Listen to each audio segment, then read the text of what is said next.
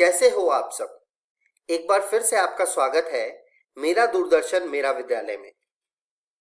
आशा करता हूं आपको जो ये घर पर विद्यालय का अनुभव मिल रहा होगा उससे आप अपने विद्यालय को मिस नहीं कर रहे होंगे और बहुत एंजॉय भी कर रहे होंगे। तो चलिए देखते हैं कि आज के एपिसोड में हम क्या पढ़ेंगे। और ध्यान रहे बच्चों, आप सभी को अपना कलम और कॉपी साथ लेकर हर रोज बैठना है। तो मैं आशा करता हूं कि आज भी आप अपना कलम और कॉपी लेकर बैठे होंगे। तो देखते हैं आज के एपिसोड में हम क्या पढ़ेंगे। आज के एपिसोड में हम हर रोज की तरह कक्षा 9 के साथ शुरुआत करेंगे, जिसमें हम विज्ञान के पाठ जीवन की मौलिक इकाई यानी सेल के बारे में जानेंगे और सामाजिक विज्ञान में स्थिति एवं विस्तार को और आगे पढ़ेंगे। कक्षा 9 की पढ़ाई के बाद हम कक्षा 10 की पढ़ाई शुरू करेंगे, जिसमें हम गणित में त्रिकोणमिति का परिचय देखेंगे और उसके बाद हम सामाजिक विज्ञान में भारत में राष्ट्रवाद को और आगे पढ़ेंगे। तो चलिए शुरू करते हैं आज के एपिसोड को। नमस्कार दोस्तों, आज हम जीवन की मौलिक इकाई अध्याय का दूसरा भाग समझेंगे। दोस्तों, इस वीडियो में हम समझेंगे कि कोशिका की संरचना कैसे होती है तथा एक कोशिकाय जीव और बहुकोशिकाय जीव के बीच में अंतर क्या होता है। तो चलिए दोस्तों शुरू करते हैं। दोस्तों, जैसा कि हमने पिछले भाग 1 में पढ़ा था कि कोशिका को जीवन की सबसे छोटी इकाई कहते हैं। दोस्तों, अब हमने यह तो जान लिया था कि कोशिका को जीवन की सबसे छोटी इकाई कहते हैं, पर ऐसा तो नहीं है कि ये खाली होता होगा, इसके अंदर कुछ ना कुछ तो जरूर पाया जाता होगा। तो चलिए दोस्तों, अब हम यह जानने की कोशिश करते हैं कि कोशिका के अंदर कौन कौन सी चीजें पाई जाती हैं। दोस्तों, कोशिका के अंदर 3 प्रकार की चीजें पाई जाती हैं, जिसमें सबसे पहली है कोशिका झिल्ली, दूसरी है कोशिका द्रव्य और तीसरी है नाभिक। चलिए दोस्तों, अब हम इन्हें चित्र में देखते हैं। सबसे पहले है कोशिका झिल्ली, उसके बाद है कोशिका द्रव्य और नाभिक। दोस्तों, अब ये तीनों क्या और कैसे कार्य करते हैं हम वो देखेंगे। दोस्तों, सबसे पहले हम देखेंगे कि कोशिका झिल्ली क्या होती है। कोशिका झिल्ली को प्लाज्मा झिल्ली या 8 पारगम्य झिल्ली भी कहा जाता है। ये लिपिड और प्रोटीन से बना होता है। प्लाज्मा झिल्ली का कार्य यह देखना होता है कि कोशिका झिल्ली में क्या प्रवेश कर रहा है और कोशिका से क्या बाहर जा रहा है। यह कोशिका आंतरिक सामग्री और बाहरी वातावरण के बीच की सीमा होती है। दोस्तों, हमने अपने पिछले वीडियो में पढ़ा था कि कोशिका एक दीवारों से घिरा हुआ खाली स्थान होता है। पिछले वीडियो में हमने प्याज के छिलके का उदाहरण दिया था। चलिए दोस्तों, यहाँ हम फिर से वही उदाहरण देखते हैं। यह एक प्याज की कोशिका है। अब हमें इस उदाहरण में दीवारों से घिरा हुआ एक बहुत बड़ा सा खाली स्थान दिख रहा है, जिसमें कोशिका की जो बाहरी परत है उसे ही हम कहते हैं कोशिका झिल्ली। चलिए दोस्तों, अब हम कोशिका द्रव्य के बारे में पढ़ते हैं। कोशिका द्रव्य एक जेली जैसा तरल पदार्थ होता है, जिसमें ऑर्गेनल्स मौजूद होते हैं। दोस्तों, ऑर्गेनल्स क्या होते हैं ये हम अपनी अगली वीडियो में पढ़ेंगे। कोशिका द्रव्य कोशिका नाभिक और कोशिका झिल्ली के बीच में मौजूद होता है। यह चित्र कोशिका द्रव्य को दर्शाता है। चलिए दोस्तों, अब हम इसे एक उदाहरण से समझते हैं। यह एक प्याज की कोशिका है, जिसमें हमें कोशिका की बाहरी परत के अंदर एक खाली स्थान दिख रहा है, जिसमें जेली जैसा तरल पदार्थ होता है, जिसे हम कोशिका द्रव्य कहते हैं। तीसरा है नाभिक। नाभिक में डीएनए मौजूद होता है और नाभिक को कोशिका का दिमाग भी कहते हैं। यह चित्र नाभिक को दर्शाता है। चलिए इसे भी हम उदाहरण से समझते हैं। इस उदाहरण में हमें बहुत सारे बिंदु दिखाई दे रहे हैं। दोस्तों, यही बिंदु नाभिक कहलाते हैं। नाभिक की एक खुद की भारी झिल्ली होती है जिसे आणविक झिल्ली कहते हैं। आणविक झिल्ली का कार्य यह देखना होता है कि कोशिका द्रव्य से नाभिक में और नाभिक से कोशिका द्रव्य में क्या आ रहा है और क्या जा रहा है। आणविक झिल्ली के अंदर न्यूक्लियस, क्रोमैटिन और गुणसूत्र होता है, जिसमें न्यूक्लियस एक तरल पदार्थ जैसा होता है, क्रोमैटिन में डीएनए और प्रोभूजिन होता है, गुणसूत्र रोड जैसे दिखते हैं तथा यह क्रोमैटिन से ही बने होते हैं। चलिए दोस्तों, अब हम यह देखते हैं कि एक कोशिकाय जीव और बहुकोशिकाय जीव के बीच में क्या अंतर होता है। दोस्तों, जीव के दो प्रकार होते हैं, जिसमें पहला है एक कोशिकाय जीव और दूसरा है बहुकोशिकाय जीव। दोस्तों, सबसे पहले हम एक कोशिकाय जीव के बारे में पढ़ेंगे। एक कोशिकाय जीव वह जीव होते हैं जिनमें केवल एक ही कोशिका पाई जाती है। उदाहरण है अमीबा, जिसमें भोजन अंतर्ग्रहण, पाचन अवशोषण, प्रजनन इत्यादि सभी क्रियाएं संपन्न होती हैं। जीवाणु तथा पैरामीशियम ऐसे जीव हैं जिनमें केवल एक ही कोशिका पाई जाती है। एक कोशिकाय जीव की उम्र कम होती है। चलिए दोस्तों, अब हम पढ़ते हैं बहुकोशिकाय जीव। बहुकोशिकाय जीव ऐसे जीव होते हैं जिनमें एक से अधिक कोशिकाएं पाई जाती हैं। उदाहरण है पौधे, कवक और पशु ऐसे जीव हैं जिनमें एक से अधिक कोशिकाएं पाई जाती हैं। कोशिका के विभिन्न आकार और आकार के आधार पर ये विशिष्ट कार्य करते हैं। प्रत्येक कोशिका में अलग अलग कार्य करने की क्षमता होती है। उदाहरण के तौर पर मानव शरीर बहुक्रियावाद में अलग अलग भाग अलग अलग कार्य करते हैं, जैसे कि पेट भोजन के पाचन में मदद करता है, मानव शरीर का हृदय रक्त पंप करता है और फेफड़े सांस लेने की प्रक्रिया में मदद करते हैं। इसी तरह एक कोशिकाय जीव में भी विभिन्न कार्यों को करने के लिए उनकी बुहाई में अलग अलग भाग होते हैं। बहुकोशिकाय जीव की उम्र ज्यादा होती है। कोशिका की अनेक आकृति होती है, जैसे कि गोलाकार, चौकोर, अंडाकार इत्यादि, जिसमें सबसे छोटी कोशिका माइकोप्लाज्मा नामक जीवाणु की होती है। सबसे लंबी कोशिका तंत्रिका कोशिका है तथा सबसे बड़ी कोशिका शुतुरमुर्ग के अंडे की होती है। सबसे बड़ा मानव कोशिका मादा डिंब है और सबसे छोटी मानव कोशिका लाल रक्त कोशिका है। दोस्तों, आज की इस वीडियो में हमने सीखा कि कोशिका की संरचना कैसे की जाती है तथा एक कोशिकाय जीव और बहुकोशिकाय जीव के बीच में अंतर क्या होता है। अगली वीडियो में हम सीखेंगे कि यूकैरियोटी और प्रोकैरियोटी के बीच का अंतर क्या है और पादप कोशिका और जंतु कोशिका के बीच का अंतर क्या है। दोस्तों, मैं आशा करती हूँ आपको आज का ये वीडियो समझ आया होगा।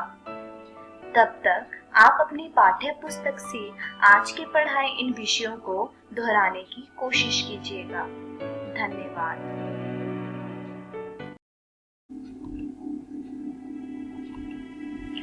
किसको कोशिका का दिमाग भी कहा जाता है? कोशिका झिल्ली, नाभिक, कोशिका द्रव्य, लाइसोसोम। कोशिका झिल्ली का दूसरा नाम क्या है?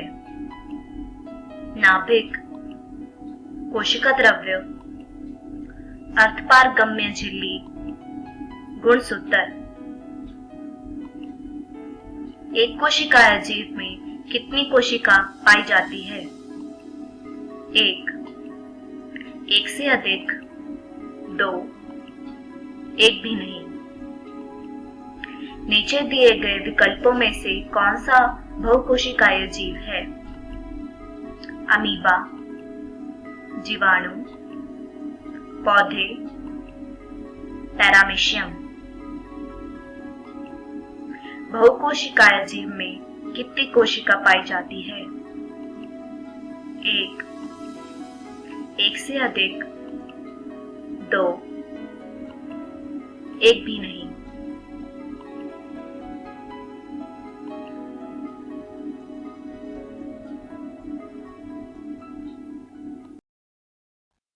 हेलो दोस्तों, आज हम पढ़ेंगे भूगोल के पहले पाठ स्थिति एवं विस्तार का दूसरा भाग।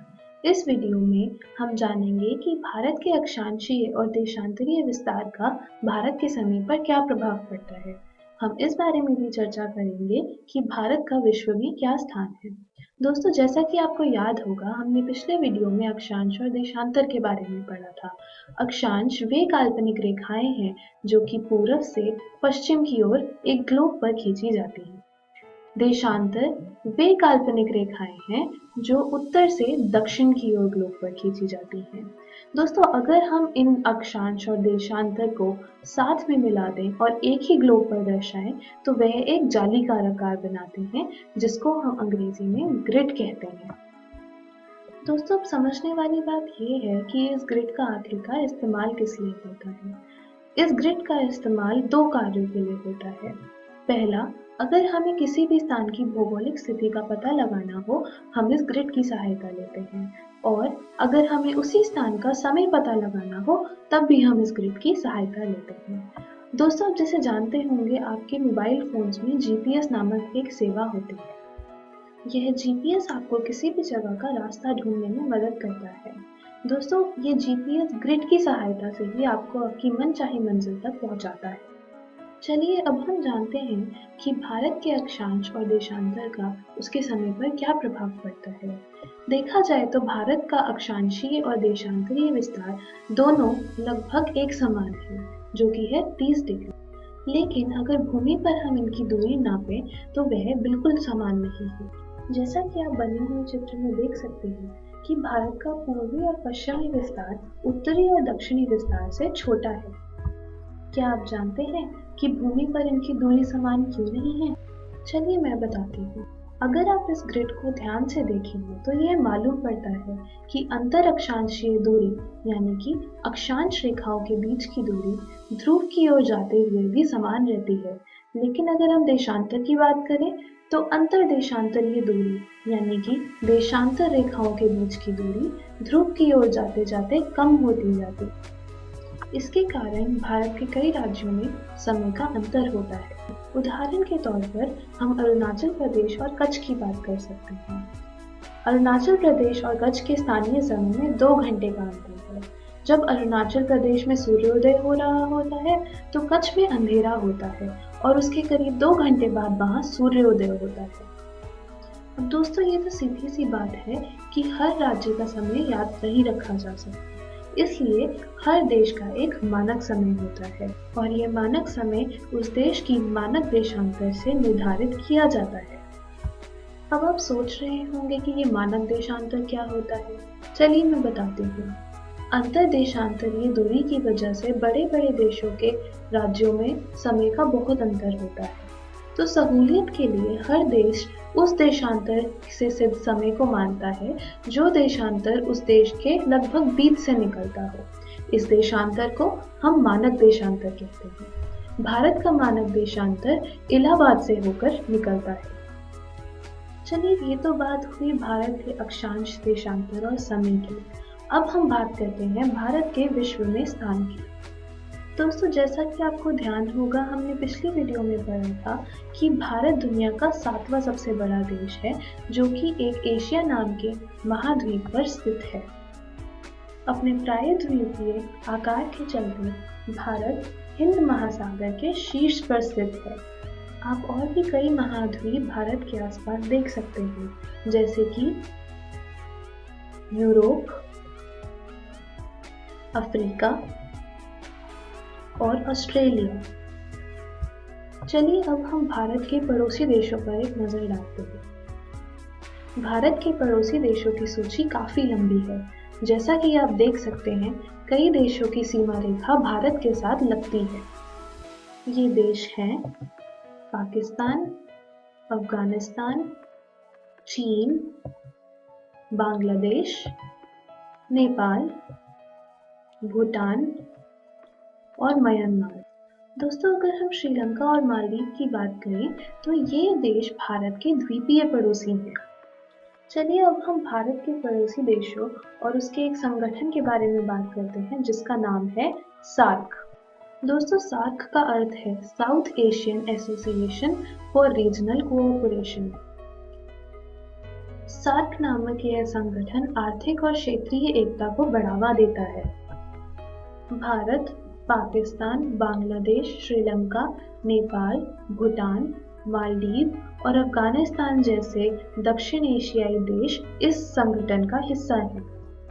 अब अगर हम भारत के पड़ोसी देशों पर नजर डाल रहे हैं तो चलिए उत्तर पूर्व दिशा में स्थित भारत का एक पड़ोसी नेपाल और उसके रिश्ते भारत के साथ कैसे हैं इस पर एक नजर डालते हैं। नेपाल हमारे देश का एक ऐसा पड़ोसी है जो सांस्कृतिक नजरिए से भारत के बहुत करीब है। नेपाल और भारत के घनिष्ठ संबंधों का कारण यह भी है कि दोनों देश हिमालय से निकली नदियों में सहभागी हैं। बिहार के मैदानी इलाके से गुजरती कोसी नदी हिमालय से ही निकलती है। दोस्तों, क्या आप जानते हैं कोसी नदी को बिहार का शोक भी कहा जाता है क्योंकि इस नदी में आई बाढ़ बिहार के कई राज्यों में हानि पहुंचाती है। दोस्तों, हमने जैसे इस वीडियो में पहले जाना कि कई देश भारत की सीमा रेखा के साथ आकर लगते हैं। इनमें से कुछ रेखाओं को खास नाम दिए गए हैं। चलिए हम इनके बारे में जानते हैं। भारत और चीन की सीमा रेखा को मैकमोहन रेखा कहा जाता है। वहीं भारत और पाकिस्तान के बीच स्थित सीमा रेखा को रैडक्लिफ लाइन कहा जाता है। चलिए दोस्तों, आज के पाठ में बस इतना ही। मैं आशा करती हूँ कि आज हमने जो भी पढ़ा आपको समझ में आया होगा। जाने से पहले हम एक नज़र डालते हैं कि आज हमने इस पाठ में क्या क्या सीखा। हमने जाना कि अक्षांश और देशांतर नामक काल्पनिक रेखाओं को अगर हम एक ही ग्लोब पर दर्शाएं तो उसे ग्रिड कहा जाता है और यह ग्रिड हमें तब मदद करता है जब हमें किसी भी जगह की भौगोलिक स्थिति और उस जगह का समय जानना होता है। फिर हमने जाना कि किस तरह हर देश का एक मानक समय होता है जो कि उसके मानक देशांतर से निर्धारित होता है और हमने यह भी जाना कि मानक देशांतर क्या होता है। फिर हमने जाना कि भारत विश्व का 7वां सबसे बड़ा देश है जो कई महाद्वीपों से घिरा हुआ है। भारत के पड़ोसी राज्यों के बारे में बात करते करते हमने ऐसे एक संगठन का नाम भी जाना जिसको हम सार्क कहते हैं। यह संगठन आर्थिक और क्षेत्रीय एकता को बढ़ावा देता है। दोस्तों, फिर हमने कुछ खास सीमा रेखाओं की बात करी। भारत और पाकिस्तान को जोड़ने वाली सीमा रेखा को रैडक्लिफ लाइन कहा जाता है और चीन और भारत को जोड़ने वाली सीमा रेखा को मैकमोहन रेखा कहा जाता है। दोस्तों, याद रखिए आप घर जाकर अपनी भूगोल की पुस्तक भारत भूमि एवं लोक का पहला पाठ स्थिति एवं विस्तार अच्छे से पढ़ सकते हैं। अगली वीडियो में हम भूगोल के पाठ 2 भौतिक स्वरूप, संरचना एवं उपचार को पढ़ेंगे। धन्यवाद। हेलो दोस्तों, ये है भूगोल के पहले पाठ स्थिति एवं विस्तार के दूसरे भाग का डेली टेस्ट। आपका पहला प्रश्न है, अक्षांश और देशांतर को मिलाकर बनने वाले जालीदार गोले को क्या कहते हैं? ग्लोब, धरती, ग्रिड या कर्क रेखा? आपका दूसरा प्रश्न है, अक्षांश और देशांतर से बने ग्रिड का क्या इस्तेमाल है? मौसम पता लगाना, समय और स्थिति का पता लगाना, सिर्फ स्थिति का पता लगाना या सिर्फ समय का पता लगाना? आपका अगला प्रश्न है, भारत का मानक देशांतर किस शहर से होकर निकलता है? जम्मू, पंजाब, मुंबई या इलाहाबाद?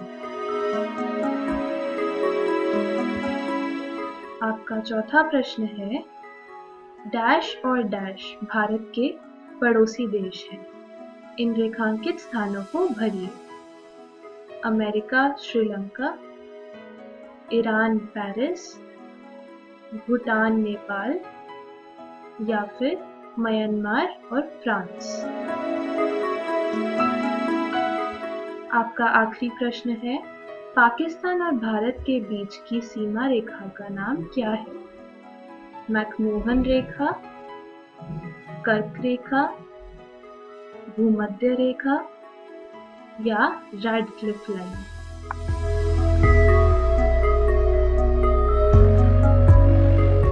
चलिए इन प्रश्नों के सही उत्तर जानते हैं।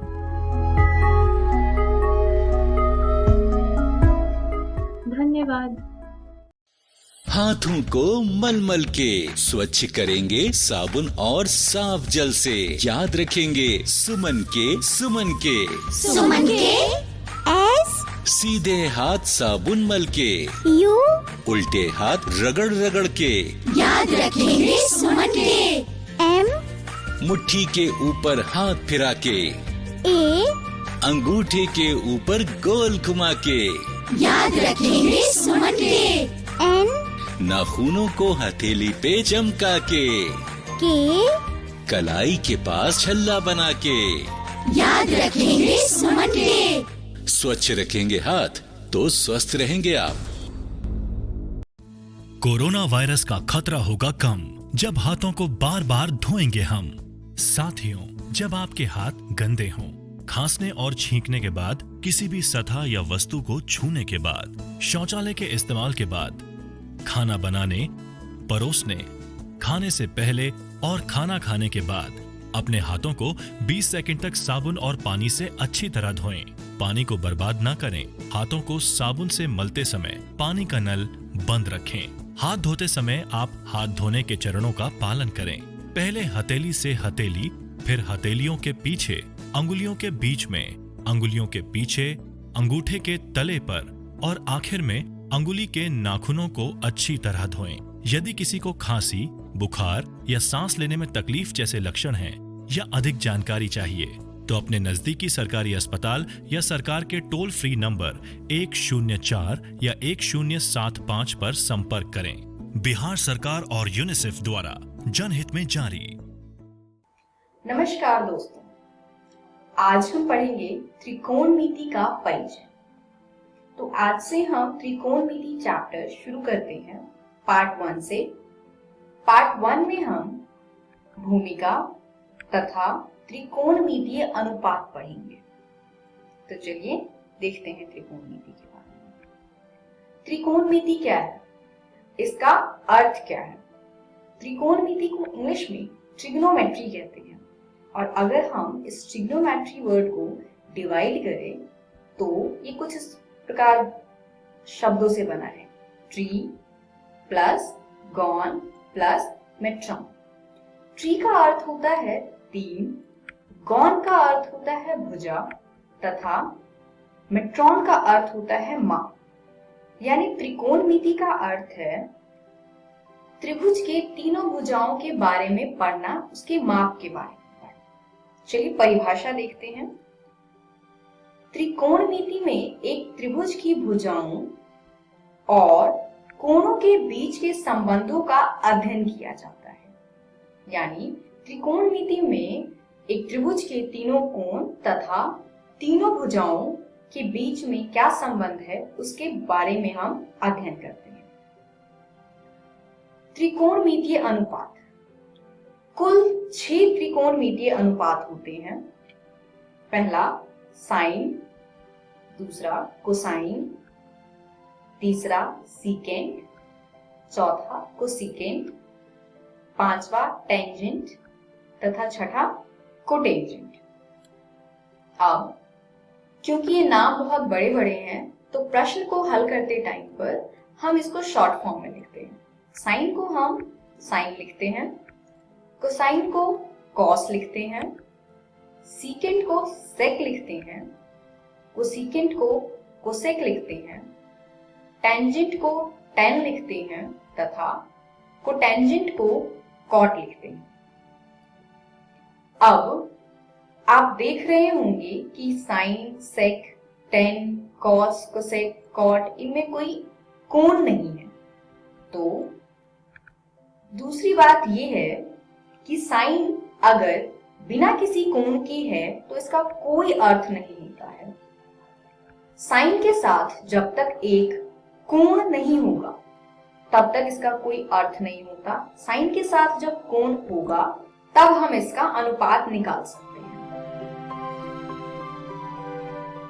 एक त्रिभुज में जिस कोण की हम बात करते हैं समकोण के अलावा, तो आप देख सकते हैं कि एक त्रिभुज में समकोण को अगर हटा दे तो कुल 2 कोण बनते हैं। तो दिए हुए कोण के साथ वाली भुजा को आधार कहते हैं तथा उस कोण के सामने वाली भुजा को लंब कहते हैं।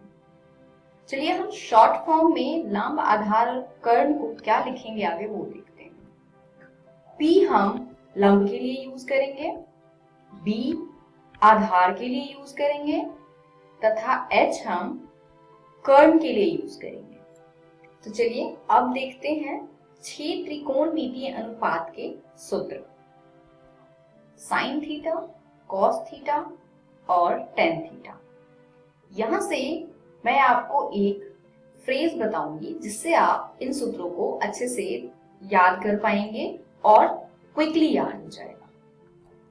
Sign theta, cos theta and tan theta के लिए हम यूज करते हैं पंडित बद्री प्रसाद हर हर बोले। तो आप इस फ्रेज को याद कीजिए। अब हम यहाँ पे इस प्रकार से भाग का निशान लगाएंगे। अब यहाँ पे आप देख सकते हैं पंडित का P, बद्री का B, प्रसाद का P, हर का H तथा बोले का B। जो हमने 3 चीजें अभी पढ़ी थी कि P हम लंब के लिए यूज करेंगे, H हम कर्ण के लिए यूज करेंगे और B हम आधार के लिए यूज करेंगे। तो यहां से हमें सूत्र मिलता है साइन थीटा बराबर में लंब बटे में कर्ण, कॉस थीटा बराबर में आधार बटे में कर्ण तथा टेन थीटा बराबर में लंब बटे में आधार। तो इस प्रकार आप इस सूत्र को जल्दी से याद कर पाएंगे। चलिए बाकी 3 त्रिकोणमितीय अनुपात के सूत्र को देखते हैं। बाकी 3 त्रिकोणमितीय अनुपात है कोसेक थीटा, सेक थीटा तथा कॉट थीटा। इन तीनों का relation sign theta, cos theta और टेन थीटा के साथ होता है। कैसे? अगर मैं इस सूत्र को उल्टा कर दूं, यानी नीचे वाले को यानी हर को अंश में रख दूं और अंश को हर में रख दूं, यानी व्युत्क्रम कर दूं, तो हमें कोसेक थीटा, सेक थीटा और कॉट थीटा का सूत्र मिलेगा। यानी कोसेक थीटा होगा H बटे में P यानी कि कर्ण बटे में लंब, सेक थीटा होगा H बटे में B यानी कि कर्ण बटे में आधार तथा कॉट थीटा होगा B बटे में P यानी कि आधार बटे में लंब। तो यहां से आपको ये मिल गया है कि साइन थीटा जो है वो व्युत्क्रम होता है कोसेक थीटा का, यानी साइन थीटा बराबर 1 बटे में कोसेक थीटा। इसी प्रकार कोसेक थीटा बराबर हो जाएगा 1 बटे में sine theta. Cos theta sec theta का व्युत्क्रम होता है, यानी कॉस थीटा बराबर में 1 बटे सेक थीटा, तो सेक थीटा बराबर हो जाएगा 1 बटे में कॉस थीटा। इसी प्रकार टेन थीटा कॉट थीटा का व्युत्क्रम होता है, यानी कि टेन थीटा बराबर में 1 बटे कॉट थीटा तथा कॉट थीटा बराबर में 1 बटे टेन थीटा होता है। तो ये वो सूत्र हैं जिसको आपको अगली वीडियो में बताया जाएगा कि किस प्रकार से यूज करना है, प्रयोग करना है प्रश्नों का हल करने के लिए। चलिए देख लेते हैं एक बार कि इस वीडियो में हमने क्या सीखा। साइन थीटा बराबर होता है P बटे में H। अब तक आपको पता चल गया होगा P हम लंब के लिए यूज करते हैं और H हम कर्ण के लिए यूज करते हैं। कॉस थीटा बराबर में B बटे में H, जहां पे B आधार के लिए यूज किया गया है और H कर्ण के लिए यूज किया गया है। टेन थीटा बराबर में P बटे में B, कोसेक थीटा बराबर में H बटे में P, सेक थीटा बराबर में H बटे में B, कॉट थीटा बराबर में B बटे में P तथा यहां से आप देख पाएंगे कि साइन और कोसेक रेसिप्रोकल है, कॉस और सेक रेसिप्रोकल है and tan and cot reciprocal है, यानी कि व्युत्क्रम है। तो यहाँ से हमें मिलता है साइन थीटा बराबर 1 में कोसेक थीटा, कॉस थीटा बराबर में 1 में सेक थीटा और टेन थीटा बराबर में 1 में कॉट थीटा। अगली वीडियो में हम त्रिकोणमितीय अनुपात के जो हमने अभी सूत्र पढ़े हैं उसकी कुछ प्रैक्टिस क्वेश्चंस करेंगे। धन्यवाद।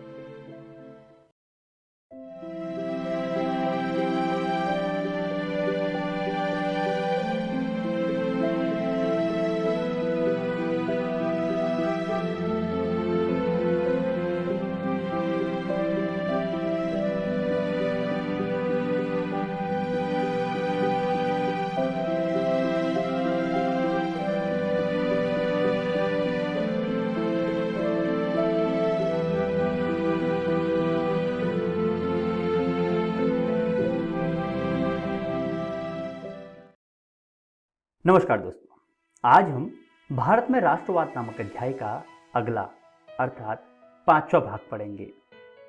दोस्तों, पढ़ने से पहले देख लेते हैं आज के हमारे बिंदु कौन कौन से हैं। आज हम खेड़ा आंदोलन, मोपला विद्रोह, बारदोली सत्याग्रह, मजदूर आंदोलन तथा जनजातीय आंदोलन इत्यादि बिंदुओं पर चर्चा करेंगे। चलिए शुरू करते हैं। दोस्तों, पिछले भाग में हमने किसान आंदोलन तथा चंपारण आंदोलन की बात कही थी। इसी तरह देश के अन्य भागों में भी किसानों के आंदोलन हुए।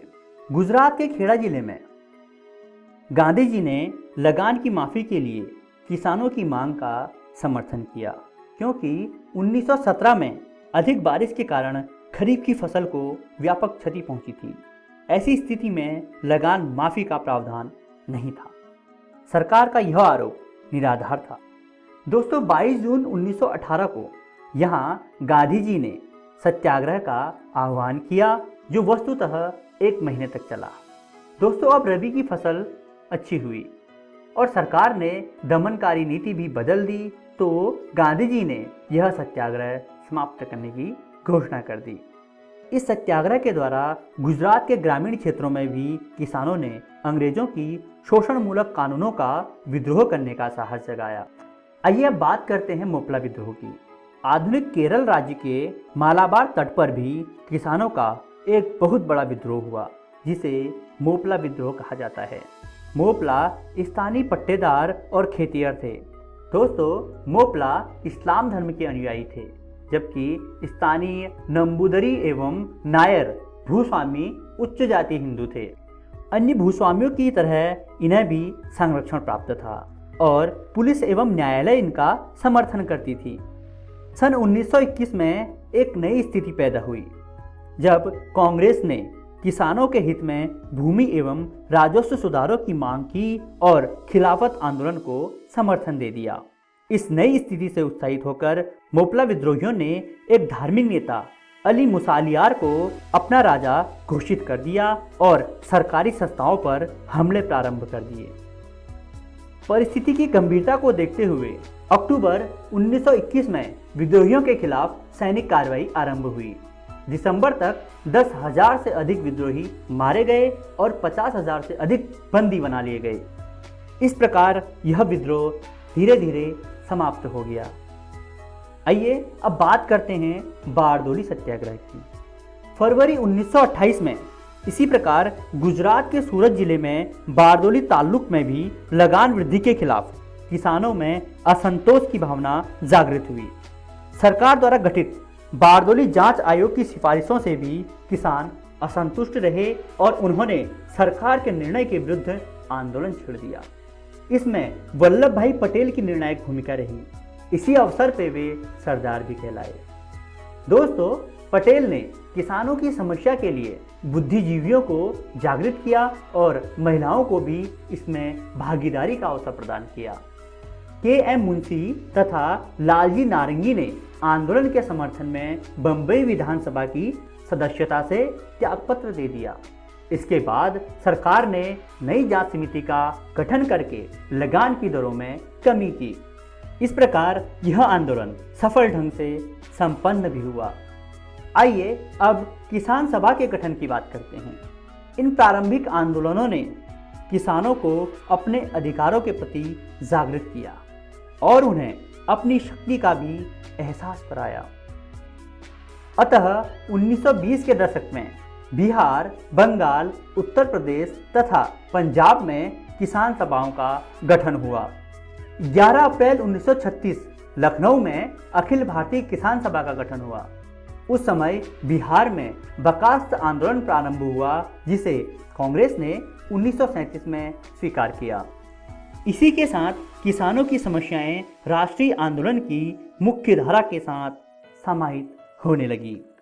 आइए बात करते हैं मजदूर आंदोलन की। दोस्तों, यूरोप में औद्योगिकरण और मार्क्सवादी विचारों के विकास का प्रभाव अन्य देशों पर भी पड़ा और भारत में भी औद्योगिक प्रगति के साथ साथ मजदूर वर्ग में चेतना की जागृति हुई। दोस्तों, 20वीं शताब्दी के आरंभिक वर्षों में सुब्रमण्यम अय्यर ने मजदूरों के यूनियन के गठन की बात कही, तो दूसरी ओर स्वदेशी आंदोलन का भी प्रभाव मजदूरों पर पड़ा। सन 1917 में अहमदाबाद में प्लेग की महामारी के कारण मजदूरों ने शहर छोड़ने का मन बना लिया। इसे रोकने के लिए मिल मालिकों ने उनके वेतन में वृद्धि कर दी और महामारी खत्म होने पर दोबारा सामान्य वेतन देने लगे। इससे मजदूर असंतुष्ट हो गए, क्योंकि मजदूरों को मिल मालिकों के तुष्टीकरण की नीति का पता बाद में चला। इसके अलावा प्रथम विश्व युद्ध और उससे उत्पन्न महंगाई के कारण बोनस की कटौती उनके लिए कष्टदायक थी। दोस्तों, गांधी जी ने मजदूरों की मांग का समर्थन किया और मिल मालिकों के साथ मध्यस्थता का प्रयास किया। अंततः उन्हीं के सुझाव पर बोनस पुनः बहाल किया गया। 31 अक्टूबर 1920 को कांग्रेस पार्टी ने all India trade union Congress AITUC की स्थापना की। CR दास ने सुझाव दिया कि कांग्रेस द्वारा किसानों एवं श्रमिकों को राष्ट्रीय आंदोलनों में शामिल कर उनकी मांगों का समर्थन किया जाए। 1931 में all India national trade union Congress 3 संगठनों में विभाजित हो गया। इसके बाद भी राष्ट्रीय आंदोलन के प्रमुख नेताओं जवाहरलाल नेहरू, सुभाष चंद्र बोस आदि द्वारा समाजवादी विचारों के प्रावाधीन मजदूरों का समर्थन जारी रहा। आइए बात करते हैं जनजातीय आंदोलन की। भारत के राष्ट्रीय आंदोलन में जनजातीय आंदोलन की महत्वपूर्ण भूमिका रही है। 19वीं शताब्दी की तरह 20वीं शताब्दी में भी भारत के अनेक भागों में आदिवासी विद्रोह एक स्थायी तत्व बने रहे। ये विद्रोह भारत के विभिन्न हिस्सों में हुए, जैसे दक्षिण भारत के पुराने रंपा प्रदेश में 1916 में विद्रोह हुआ। इसने 1922-1924 में अलमुरी सीताराम राजू के नेतृत्व में एक बड़े विद्रोह की भूमिका का कार्य किया। 6 मई 1924 में राजू को गिरफ्तार कर लिया गया और उन्हें गोली मार दी गई। अक्टूबर 1914 में उड़ीसा के दासपल्ला में खोंड विद्रोह शुरू हुआ। अंग्रेजों ने इस विद्रोह का दमन शीघ्रता से करने का प्रयास किया। खोंडों के गांवों को जलाकर नष्ट किया जाने लगा। आइए दोस्तों, देखते हैं आज की इस वीडियो में हमने क्या क्या सीखा। आज हमने खेड़ा आंदोलन, मोपला विद्रोह, बारदोली सत्याग्रह, मजदूर आंदोलन तथा जनजातीय आंदोलन इत्यादि बिंदुओं पर चर्चा की। अगली वीडियो में हम इसी अध्याय का अगला भाग पढ़ेंगे, जिसके अंतर्गत हम भारतीय राजनीतिक दलों की चर्चा करेंगे, जिसमें भारतीय राष्ट्रीय कांग्रेस, वामपंथ कम्युनिस्ट पार्टी, मुस्लिम लीग, स्वराज पार्टी तथा राष्ट्रीय स्वयंसेवक संघ आदि पार्टियों के बारे में चर्चा करेंगे। आशा करते हैं आपको यह वीडियो बहुत पसंद आई होगी। धन्यवाद। भारत में राष्ट्रवाद। आइए कुछ प्रश्नों को जानते हैं। पहला प्रश्न है, खेड़ा आंदोलन भारत के किस राज्य में हुआ? गुजरात, राजस्थान, मध्य प्रदेश, पंजाब। मोपला किस धर्म के अनुयायी थे? सनातन, ईसाई, बौद्ध, इस्लाम। बारदोली सत्याग्रह कब हुआ? फरवरी 1925, फरवरी 1928, जनवरी 1925। इनमें से कोई नहीं। 1920 के दशक में किन किन राज्यों में किसान सभाओं का गठन हुआ? बिहार, उत्तर प्रदेश, बंगाल, उपरोक्त सभी अलमुरी सीताराम राजू को कब गिरफ्तार किया गया? 5 मई 1924, 6 मई 1924, उपरोक्त दोनों में से कोई नहीं। इनके सही उत्तर हैं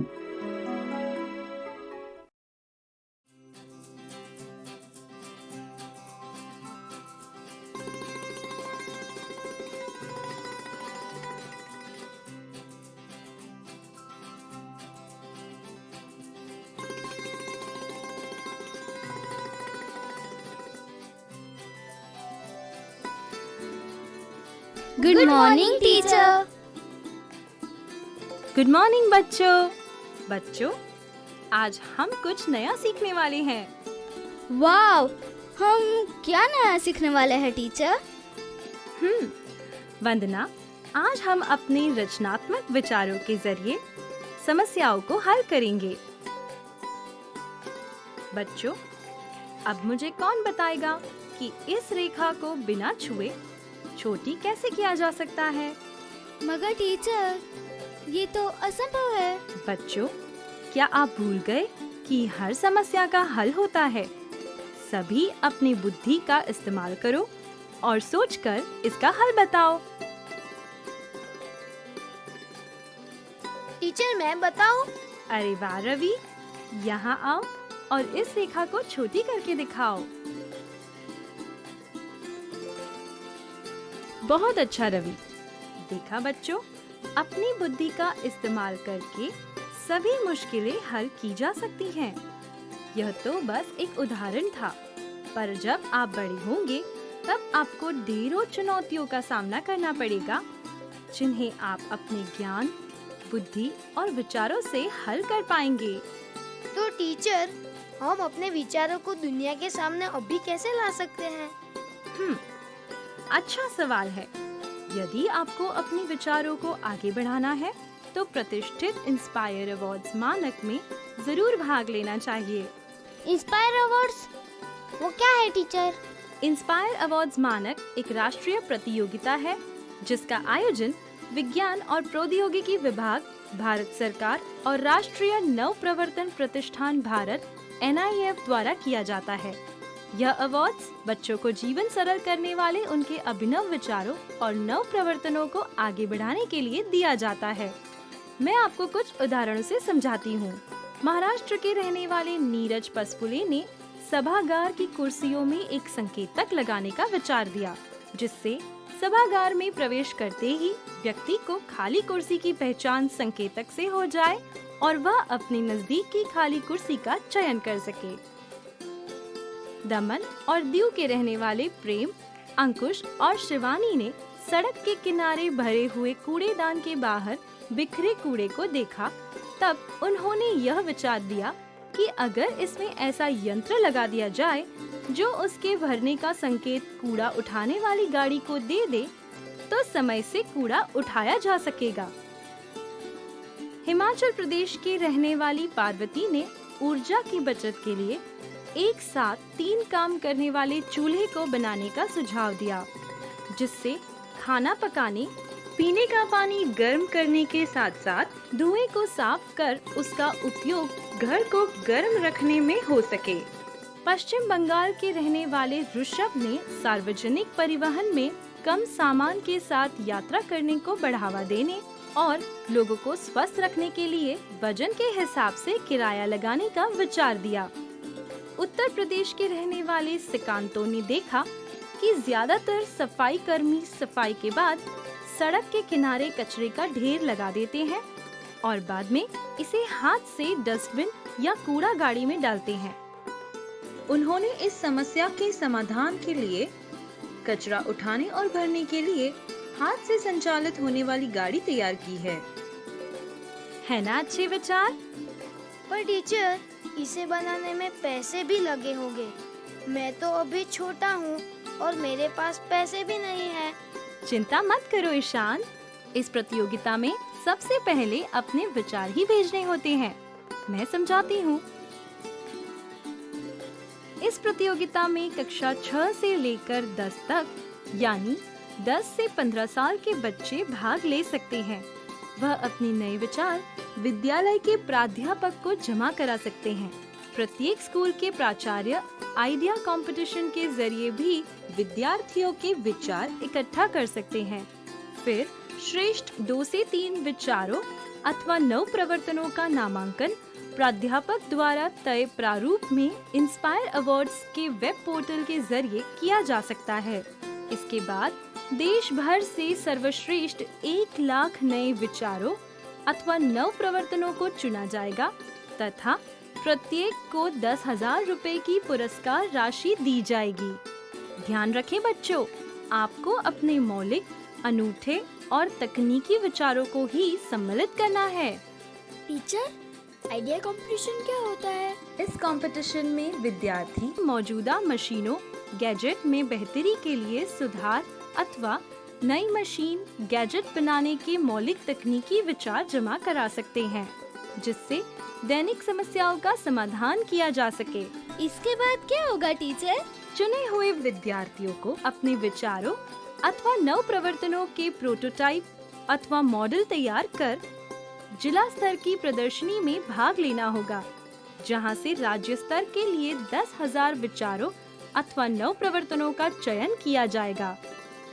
राज्य स्तर की प्रदर्शनी से कुल 1,000 विचारों अथवा नव प्रवर्तनों का राष्ट्रीय स्तर की प्रदर्शनी के लिए चयन किया जाएगा। इस स्तर पर NIF देश के विभिन्न तकनीकी संस्थानों के सहयोग से विद्यार्थियों के प्रोटोटाइप अथवा मॉडल विकसित करने में मदद और सलाह उपलब्ध कराएगा। इन प्रोटोटाइप अथवा मॉडल को राष्ट्रीय स्तर की प्रदर्शनी में प्रदर्शित किया जाएगा। वाह टीचर, लेकिन हमारे विचारों का चयन किस प्रकार किया जाएगा? अनोखे विचारों का चयन उसकी नवीनता, व्यावहारिकता, सामाजिक उपयोगिता और पर्यावरण के अनुकूलता के आधार पर किया जाएगा। इसके अलावा यह भी देखा जाएगा कि फिलहाल मौजूद तकनीकी से यह कितना बेहतर है। ये तो बहुत अच्छा है टीचर, लेकिन राष्ट्रीय स्तर से कितने प्रोटोटाइप चुने जाएंगे? ऋतु, राष्ट्रीय स्तर की प्रदर्शनी में 60 विशिष्ट प्रोटोटाइप अथवा नव प्रवर्तनों का चयन किया जाएगा, जिसे नई दिल्ली स्थित राष्ट्रपति भवन में आयोजित होने वाले नव प्रवर्तन उत्सव यानी फेस्टिवल ऑफ इनोवेशन में प्रदर्शित और पुरस्कृत किया जाएगा। वाव! तो बच्चों, कौन कौन तैयार है? मैं। यह हुई ना बात। इंस्पायर अवार्ड्स में भाग लेने के लिए लॉग ऑन करें www.inspire-awards-dst.gov.in। अधिक जानकारी के लिए लॉग ऑन करें www.nif.org.in/inspire-awards।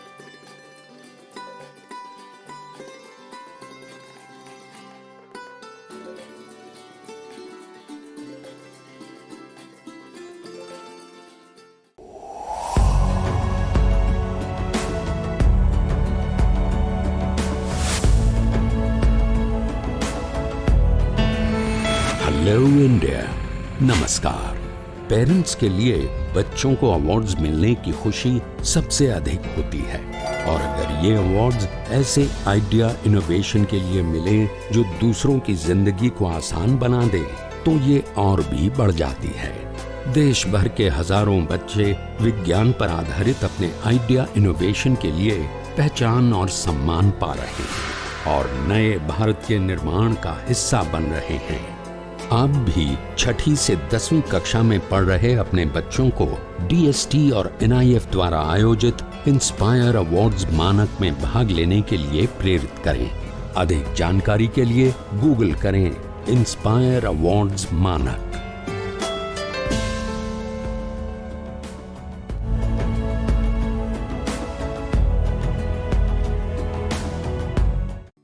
आशा करता हूं कि आज के एपिसोड में पढ़ाया गया पाठ आपको अच्छे से समझ आया होगा और आपने अपने सवालों को नोट भी किया होगा।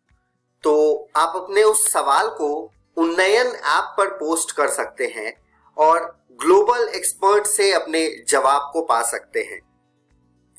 बच्चों, आप अपने सवाल को हमारे दिए गए नंबर पर संपर्क कर भी अपने सवालों का हल जान सकते हैं। स्क्रीन पर जो नंबर दिया गया है उसे नोट कर लीजिए। अगर आप हमें ईमेल करना चाहें तो ईमेल भी कर सकते हैं। स्क्रीन पर ईमेल आईडी दी हुई है, नोट कर लीजिए। यह वीडियो बीईपीसी के वेबसाइट पर भी उपलब्ध है, तो आप वेबसाइट नोट कर लीजिए www.bepcssa.in। इस वेबसाइट पर डिजिटल लर्निंग सेक्शन में जाकर भी आप इस वीडियो को देख सकते हैं। मिलते हैं बच्चों अगले एपिसोड में कुछ और रोचक कहानी और कुछ और पाठ के साथ। तब तक के लिए घर पर रहें, सुरक्षित रहें और पढ़ते रहें। बाय बाय बच्चों।